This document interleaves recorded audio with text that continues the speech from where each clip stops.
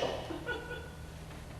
A handsome prince, cursed by a wicked witch, and only the kiss of a pretty girl could break the spell.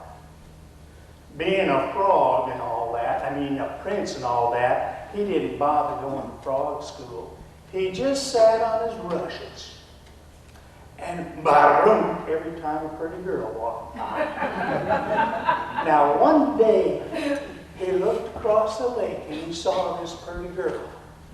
She was wearing a pink chiffon gown, a diamond tiara, and pink and white flip-flops.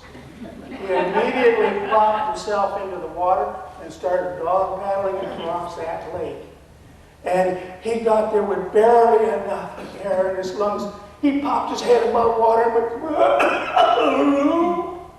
well, that pretty girl was shocked and then disgusted, and she turned away from the shore and walked back towards the campus.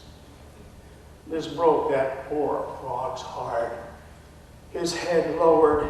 His thoughts turned inward, so much so that it crossed his eyes, and pretty soon he was crying tears down his back. Pretty soon, he thought he better stop crying or he was going to die of bacteria. Or better yet, he better go to school or he'll die of stupidity. So this frog started to go to school, and he learned how to frog dive, frog paddle, and to control his breathing. Then he even joined the Toastmasters. And there he learned how to control his rooms, how to vary his voice tones, and how to use gestures to emphasize his words. Well, it wasn't a week after he got his competent Toastmasters credentials that he saw that same pretty girl across the lake. She was sitting there, flapping her flip-flops in the water. Her pink chiffon gown was rolled up at her knees, and every diamond in her crown seemed to capture the brilliance of the sunset. Immediately he dove in the water, frog paddled across the lake in record time, and with plenty of air in his lungs, he popped his head above the water at her feet and said, "Baroo!" And the pretty girl was taken aback. And then she carefully reached down with both hands and lifted that frog out of the water towards her lips. This is it, this is it. And with his body tingling all over, he pleaded, "Come on, come on, come on." And then she said something that made his cold blood grow colder. "Mama just loved frog legs." His spirit dropped, his head lowered, and a river of tears flowed down his back. And then he thought,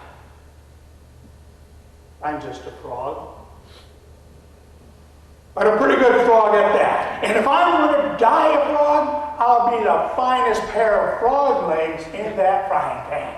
And in a gesture of pride, he filled his lungs, slipped his slimy body out of the hands of that pretty girl until his lips touched the lips of the pretty girl in the pink chiffon gown. Suddenly he felt himself falling to the ground. He landed with a thud in a cushion of pink chiffon.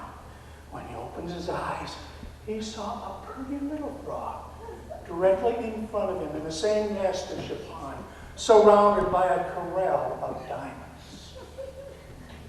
And when she riveted softly, he knew this was that same pretty girl whose wicked curse had been cured by a frog who loved her.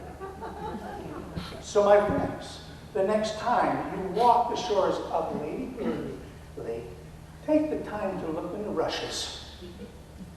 You're just liable to see a couple of frogs sitting on a pair of pink and white flip-flops, happily harmonizing a Toastmaster tune that celebrates the power of true love.